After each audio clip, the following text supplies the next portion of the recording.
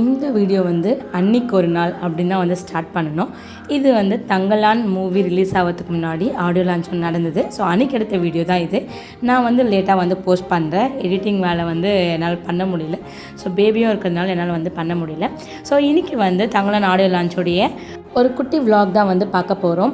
இந்த audio launch பார்த்திங்கன்னா Chennai convention centre அப்படின்ற ஒரு பிளேஸில் தான் வந்து நடந்தது.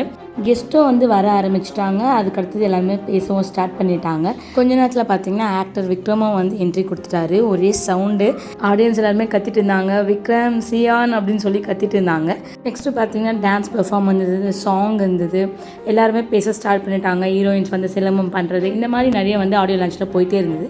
ஃபைனலாக பார்த்திங்கன்னா நம்ம எதுக்கு வந்தோமோ அந்த மூமெண்ட் தான் இது. ஆடியோ லான்ச் வந்து எல்லாருமே வந்து ஓப்பன் பண்ணுறாங்க. ஸோ அறுவடை சாங் தான் ஓப்பன் பண்ணாங்கன்னு நினைக்கிறேன். மற்ற ரெண்டும் வந்து அதுக்கு முன்னாடி ரிலீஸ் ஆகிடுச்சு. நீங்கள் எல்லோரும் படத்தை போய் தேட்டரில் பாருங்கள். தேட்டரில் போய் அந்த எக்ஸ்பீரியன்ஸ் பண்ணுங்கள்.